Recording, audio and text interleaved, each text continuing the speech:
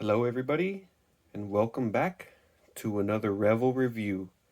And today we're going to be reviewing the Gold Label Joker from the DC Vampires. So we're going to take a quick look at the packaging. I know it's been a while since I've brought a review to you guys, but I was just trying to keep up with the haulathon that was every Friday and keeping those hunts, showing you guys what's in store. And now bringing it back to a review. And the Joker was one of the first ones that I picked up that I've been wanting to review for a while, and I've been wanting to get him out of his package, but I didn't want to do that until I showed you guys everything that this packaging and figure has to offer. So we'll start off by looking at the front here. We have that open window, the gold label here on the corner. On the side, the Joker, DC versus Vampires. On the other side, another open window. They have like a little barcode going on here. I don't know what that's for. I need to read that. And they have an awesome image of the Vampire Joker. They also have that QR code still here too as well. Top, open window. And then the bottom here, barcode there if you need it. I did find this guy fairly early. I believe that he just released, and I have not seen another one since. So I'm glad I picked him up. Let's go ahead and get him out of his package and get a closer look at him. So here we have him outside of his packaging in his bloody mess. He comes with 3 accessories. We'll take a look at those. Of course, he's going to come with the stand here and his card. But the other accessory that he comes with is his mallet. So this thing has it's something different. It has a lot of sculpted detail on it, but there's not really any wash to it, so the little fine lines and details don't really show too much. I'm not that much of a customizer, but I may try putting a wash on this guy, coloring it in a little bit because it looks glorious. Got a little bit of a Pinocchio syndrome going on there. Got a little bit of warping here on this. Nothing a little warm water can't fix. There's the face there, the Joker's face. Spin it around to the hair, the ears. He has the collar as well right here. They put a good amount of detail into his mallet here.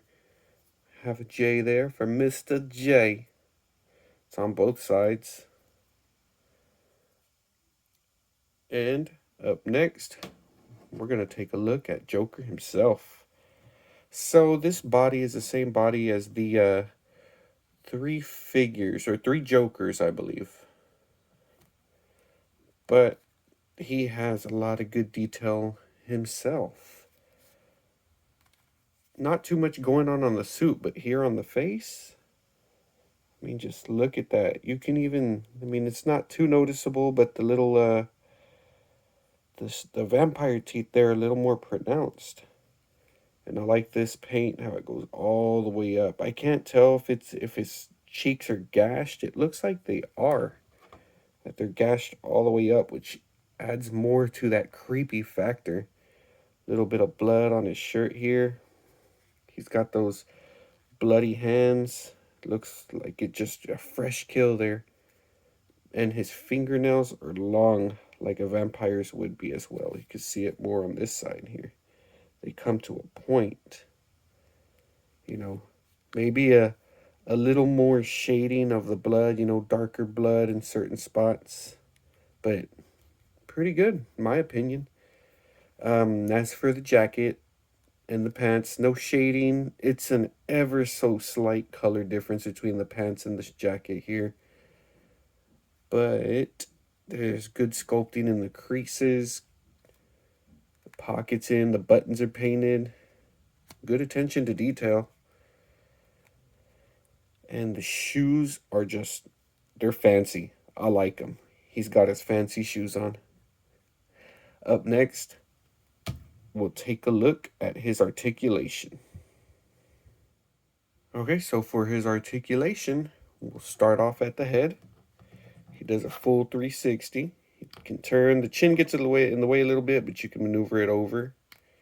Doesn't look down very well because the chin is very long. Looking up, pretty nothing at all actually because of the hair here hitting on the back of the collar. For the arms, goes out a little more than 90 degrees. He has a bicep swivel. He has double jointed elbows that give you very good range. He also has a spin at the wrist, and he has a hinge as well, just like that. Going down to the body, he does have a waist twist. So you can twist him, but it is very tough. You may want to warm him up. I flipped his jacket up to see if there's anything going on in there, but I couldn't get it up too far. But his diaper here is all rubber, so it shouldn't get in the way. He has a ball joint in there actually. But like I said, that waist twist, and he does pivot down a little bit. He does hunch over a little bit. He bends back as well, but you get that fold in the soft plastic of the jacket, which isn't too bad. As for the legs, he kicks forward well, and that it's less than 90 degrees, but that soft diaper that he has on here helps his leg go forward. It also helps him go back pretty well. He also has double jointed knees. No swivel anywhere else. Well, he has a little bit of a thigh swivel. And then here at the ankle, he has a twist. Part of the pants get in the way. And the ankle moves up and down very slightly. And he has a toe articulation as well. I wish they would have made these pants, at least the bottom of the pants, the same material, the rubber, so it could just get out of the way. But I understand how that could be difficult. One thing about McFarlane I'm not understanding are their ankle joints. This is the second figure I've had. If you guys remember on an earlier review, I reviewed the Vampire Batman, and the ankle is just so weak. It does not support the weight of the figure, and this is not a big figure at all. But this ankle is so very loose. I don't know what's going on with it, and I had the same issue with the Batman as well. So when I go to stand him up, he doesn't stay standing. I have to put all of the weight on the leg over here so that way he could stay standing. But this one, if I distribute it evenly, it does not support his weight. I don't know if it's QC issue or what, or because I've only noticed it with this vampire line. This, like I said, the second one, but I don't know. Maybe I'll take that apart, see if I can get that fixed. Maybe a little glue. I don't know. We'll see what I can do about it. But up next, we're going to take a look at this figure's height, and we'll compare him with other lines. I hope you guys don't have the same issue with the ankles if you did pick him up as well. Maybe it's just mine. I don't know. But let's move on. Okay, and to get an accurate measurement on him, take the handy dandy tape measure here, and he is standing at about 7¼ inches tall. We're going to look at him with other figure lines now. Here we have him standing with fellow McFarlane 2-pack of Devastator and Superman, and Masters of the Universe Skelegod and Mossman. Next we have him with Marvel Legends Retro Cardback Spider-Man, G.I. Joe Classified Cobra Officer, Articulated Icons Ninja, and the Lightning Collection White Ranger Ninja.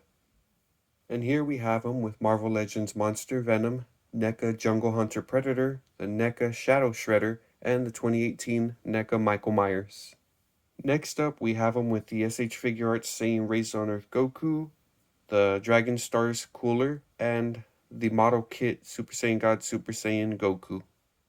And here we have him with the McFarlane Mega Figure Swamp Thing, the Storm Collectibles Dark Side, the Diamond Select Toys Carnage, and our Fortnite Menace. My final thoughts on the figure. I like the idea of them crossing DC over with vampires. I like the way the figure looks. I'm more of a werewolf fan, but he looks pretty scary, pretty creepy. They did a good job with the sculpt on him. I feel like they did a pretty good job with the paint on the flesh, around the eyes, on the mouth. A little lacking on the suit. Hands look good as well. The weapon can use a wash, but still good. I hope that this QC issue, which I'm hoping is just a QC issue with the loose ankles, is temporary and only with this line. But if you guys are liking the Joker, or if you read the comic, pick him up. You know, if you find him, pick him up. It is a little difficult to find this guy. I haven't seen him since. Like I said, I only saw him the one time, and there was only one of him, I believe, on the shelf. So I bought him. I like the crossover, and he'll be a good addition with all the different reiterations that they have of the DC figures. But if you decide not to pick him up, I don't think that you'd be missing too much because he's not a part of the main line, you know, the main comic. But like I said, I like him. I like the crossover. I like it when they mix them they mix DC with a bunch of different mythological creatures. I think they did a good job. Looks great. Well, I want to thank you guys for watching, for tuning into the channel. And remember, everybody, enjoy the little things in life.